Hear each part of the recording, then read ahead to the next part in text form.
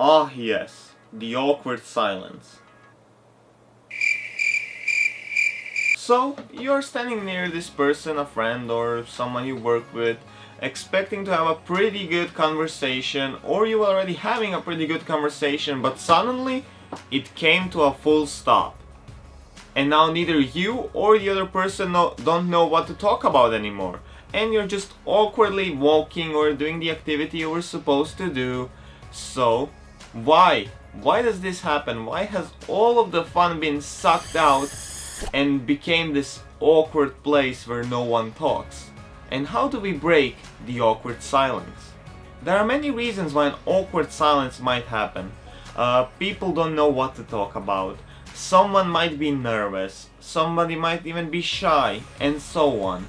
So the best way to go about breaking the awkward silence is talking about something the other person is interested in and hopefully comfortable enough to share with you. This way you put them in a comfort zone where they talk about things they like and they know. In this video I'll be covering the FORD or the Ford method, which you can use to talk with anyone about anything and break the awkward silence. The F stands for family. Everybody has a family, so it's something that everyone can talk about. But don't go and ask straight up questions about family. Some people might find it rude and are likely to go on the defensive and close up the conversation even more. What I would advise is telling a story about your own family and then asking questions about theirs. But make it a light-hearted, funny story or something that's easy to talk about. Don't be like, my brother died.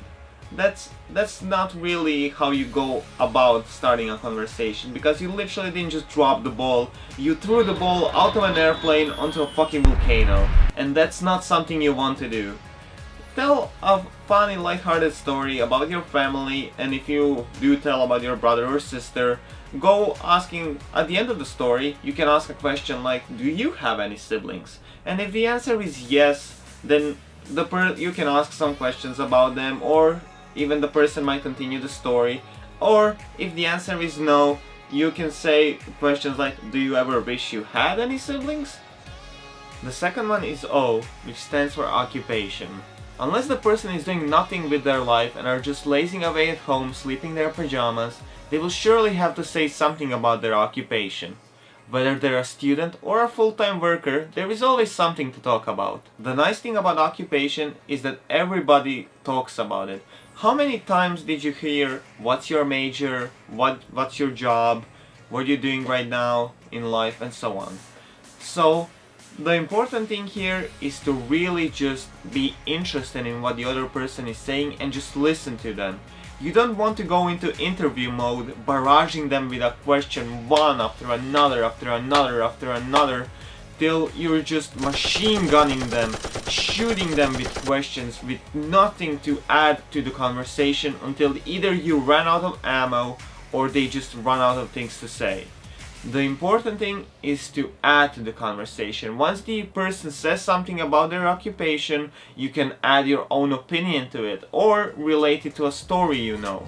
Whatever works for you. Just make sure to add to the conversation as much as the other person who is talking about their occupation. The R stands for recreation. So whatever they like to do in their free time. You can ask them about their hobbies, things they like and dislike, movies, video games, TV shows, whatever. Personally, I've never met a person who doesn't like to talk about their favorite TV show. And honestly, some of the best recommendations I've got for a TV show or a movie were when I asked people what they like, and then I've googled it and seen that it might be something that I like. So you might just find a new movie you like. And if you do need something to watch, I would recommend watching all of the Avengers, because Avengers 4 is soon coming out, 26th of April. Honestly, it's like a late birthday present for me, because on the 25th of April is my birthday. So, well, pretty nice present so far. And yeah, just go watch Avengers, and let's move on to the last letter. The D stands for dreams.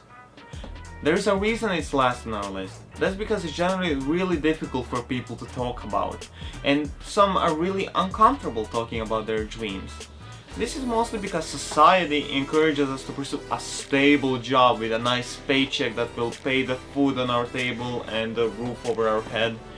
But I personally believe this is wrong. I believe the right way to do it is to pursue your dreams and just lead your own path, live your own life, follow the path you want to go on. Instead of doing what other people say, do what you want to do. And if someone does open to you about their dreams, just please encourage them. Tell them their dreams are amazing and that they can do it if they try hard enough. Don't belittle them, don't tell them their dreams are unreasonable, be supportive. You might be that one person that actually pushes them forward and helps them achieve something great in their lifetime. You can be someone's hero. You can help someone achieve their dreams. Also, by the way, I love this cup. I'm not sure if you can see it. I'll try to bring it to the camera, but it says, "Be the honey to someone's tea." And I think that's just really cute and nice. I love this cup. It's also a bit bigger than the rest of my cups, so more tea fills in. So that's kind of nice. I like drinking tea. Thank you so much for watching this video. I hope you enjoyed it and that it actually helps you break the awkward silence in future situations. If you want to watch more videos in the future, you can subscribe and support the channel right here, or if you want to watch more videos right now, you can click somewhere over right here. Thank you so much for taking your time to watch this video. I hope you have a nice day and stay healthy and awesome.